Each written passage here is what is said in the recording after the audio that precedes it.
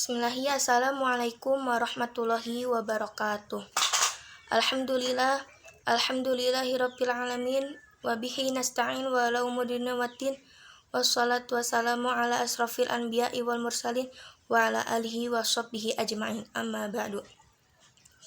Teman-teman yang saya hormati, dosen pengampu mata kuliah studi hadis yaitu Ibu Haja Debibik Nabilatul Fauzia LCMA, dan yang saya hormati teman-teman sekelas teman-teman seperjuangan saya.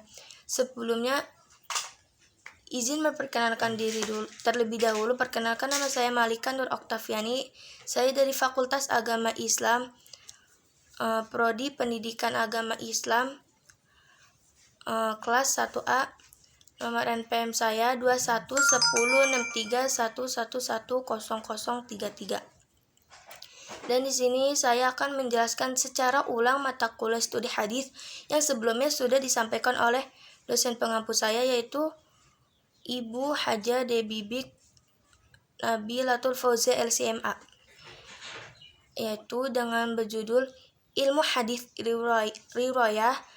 Riwayah dan Ilmu Hadis Dirayah serta sejarah perkembangannya.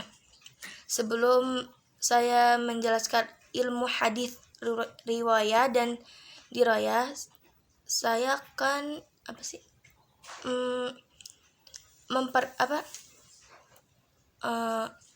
mengasih tahu gitu pengertian ilmu hadis itu apa sih.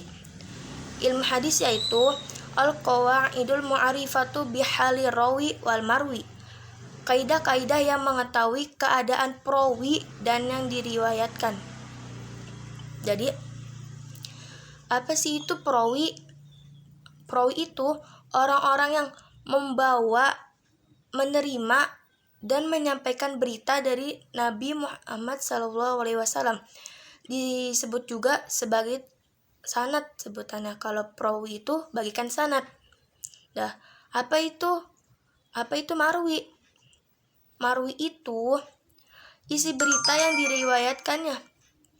Bisa disebut juga dengan matan. Jadi marwi itu matannya dan perawi itu sanadnya. Nah, bisa disebut juga pembahasan sanad itu yaitu biografinya, dan pembahasan matan yaitu redaksi hadisnya. Nah, pembagian ilmu hadisnya yang sudah saya pertama sebutin ya, pembagian ilmu hadisnya itu ada 2, hadis riwayah dan hadis dirayah. Nah, hadis riwayah ini ilmu yang mempelajari tentang segala perkataan Nabi Muhammad SAW, perbuatan beliau, periwayatannya, batas-batasannya, ketelitian segala redaksinya. Dan kalau hadis dirayah ini ilmu yang mempelajari hakikat periwayatannya, syarat-syaratnya, macam-macamnya, hukum-hukumnya, keadaan perawi dan syarat-syarat mereka, macam-macam periwayatannya, hal-hal yang berkaitan dengan periwayatannya.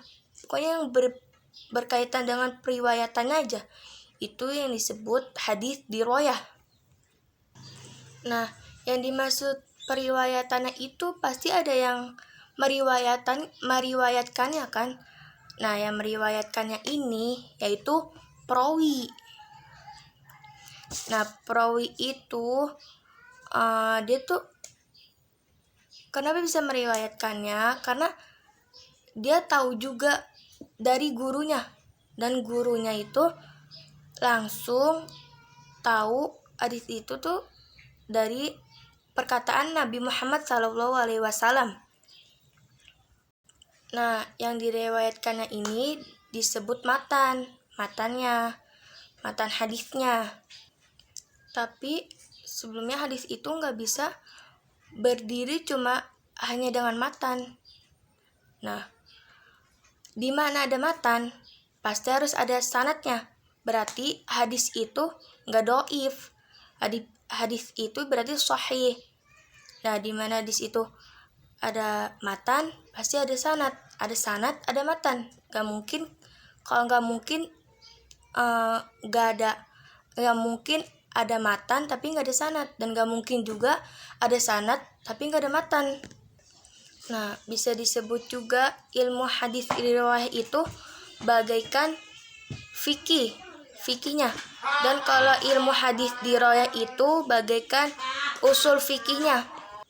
Nah, kalau di dalam hadisnya ilmu hadis riwayah itu bagaikan hadisnya, dan ilmu hadis riwayah itu bagaikan ilmu hadisnya gitu, ilmu hadisnya. Dan bisa disebut juga ilmu hadis riwayah itu bagaikan output, dan ilmu hadis riwayah itu bisa disebut juga bagaikan inputnya. Nah, sejarah perkembangan ilmu hadis riwayah dan ilmu hadis riwayah itu terbagi menjadi 6 periode. Yang pertama pada periode Nabi Muhammad SAW, dan yang kedua pada periode sahabat Nabi. Terus yang ketiga pada periode tabi'in. Terus yang keempat pada periode tabi'in. Yang kelima pada periode setelah tabi'in. Nah, maaf salah, terbagi menjadi 5 periode ya. Yang tadi saya sudah sebutkan, berarti periode pada masa Nabi Muhammad SAW, pada periode sahabat Nabi SAW, terus pada periode yang ketiga itu periode tabi'in, terus yang keempat periode tabi'in, yang kelima periode setelah tabi'in. Maaf, tadi saya salah nyebut 6 periode, tapi 5 periode. Nah, saya akan menjelaskan periode Nabi Muhammad SAW dalam hadis riwayahnya, yaitu larangan menulis hadis khawatir bercampur dengan Al-Quran. Larangan dan kebolehan menulis hadis menulis hadis yang bersifatnya kondisional. Terus sahabat memiliki catatan hadis koleksi pribadi itu pada masa ilmu riwayahnya, dan pada masa ilmu riwayahnya itu telah ada dasar-dasar ilmu hadisnya, yaitu dalam Al-Quran surah Al-Hujurat ayat 6 dan Al-Baqarah ayat 282. Nah, kalau masa periode sahabat itu menurut hadis riwayatnya itu disebut dengan masa pembatasan periwayatan atau takrir ar-riwayah, dengan mensyaratkan sumpah dan saksi bagi orang yang menyampaikan hadis akibat takutnya pemarakan hadis palsu atau konflik politiknya. Jadi takutnya ada hadis palsu gitu, hadis yang dhaif, hadis yang gak ada matannya, gak ada sanadnya. Kalau enggak, hadis yang cuma ada matannya tapi gak ada sanadnya. Terus kalau di masa ilmu dirayanya itu timbul secara lisan. Periwayatannya itu harus disertai saksi, bersumpah, dan sanad. Berarti dia tuh harus memiliki saksi dan adanya sumpah, adanya sanad juga. Pasti kalau setiap ada sanad di situ pasti ada matan. Nah, jadi matan dan sanad itu sangat berpengaruh terhadap hadis. Mereka itu gak bisa dipisahkan. Dan jangan lupa sanadnya juga harus jelas dari mananya, matanya juga harus jelas. Gak boleh asal sembarangan. Kalau sembarangan bisa disebut hadis yang dhaif gitu.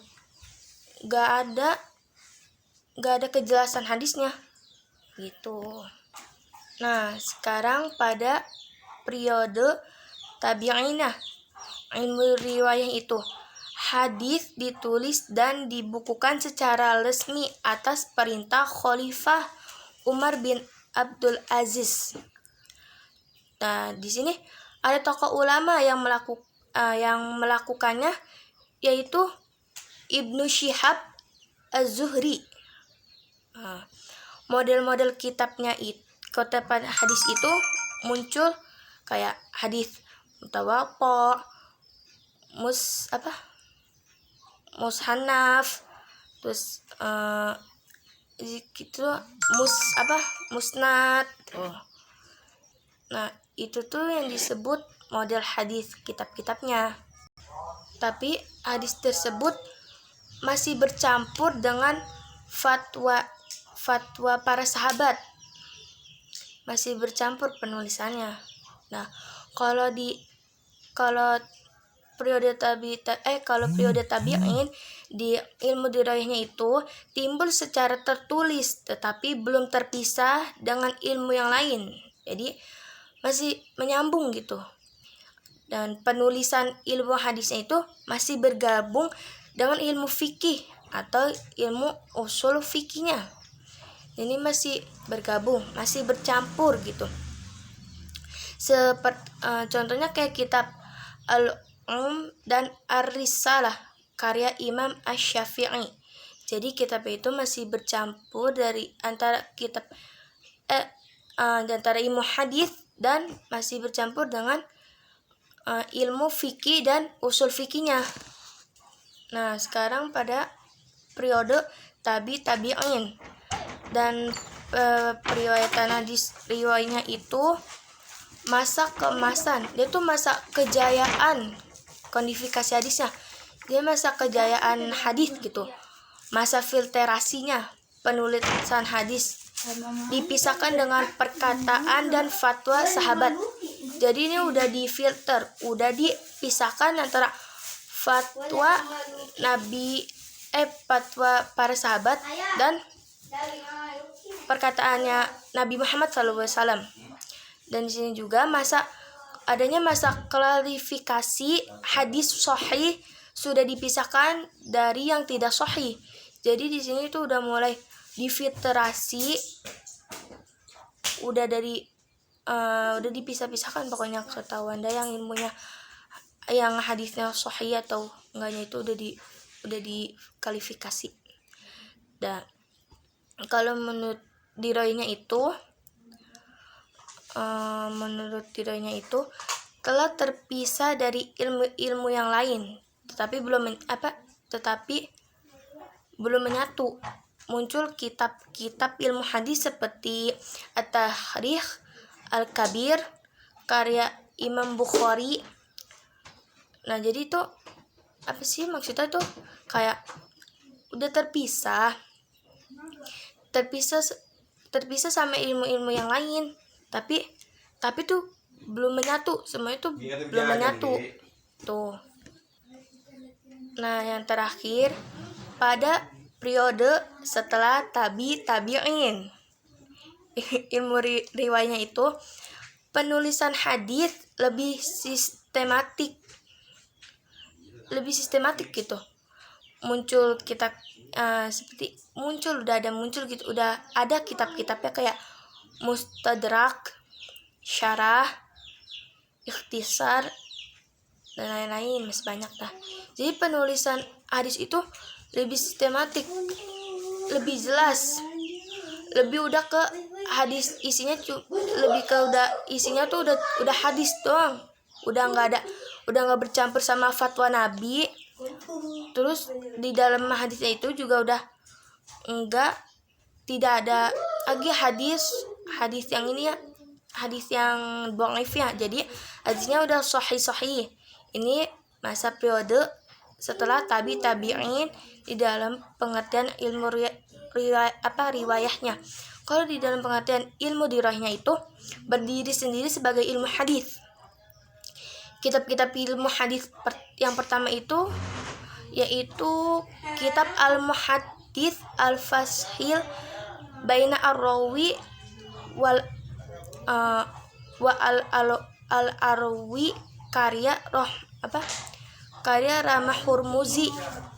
Jadi itu udah berdiri sendiri di masa periode setelah tabi'un ini tuh. Hadis itu benar-benar udah mencakup hadis semuanya. Nggak ada yang bercampur-campur lagi. Pokoknya udah mencakup semua hadis. Yang nggak ada di dalam juga nggak ada hadis isinya hadis dhaif. Jadi hadis sahih semuanya. Jadi kalau misalnya masih ada orang yang yang berpegang teguh terhadap hadis dhaif, ya itu salah. Terus kalau misalnya masih ada yang berpegang teguh dengan pendirian hadis yang gak jelas dari mana, itu berarti dia gak mengikuti atau gak menelaah sejarah perkembangan ilmu hadisnya. Jadi di sejarah perkembangan ilmu hadisnya yang kelima ini setelah tabi'in ini hadis sudah benar-benar jaya. Jadi nggak ada lagi tuh yang hadis dhaif ya. Jadi sudah benar-benar sendiri gitu, berdiri sendiri hadisnya itu.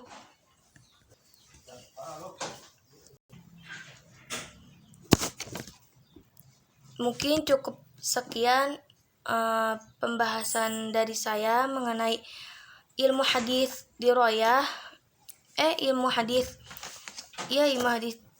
riwayah dan dirayah serta sejarah perkembangannya. Mungkin cukup sekian, sampai di sini saja.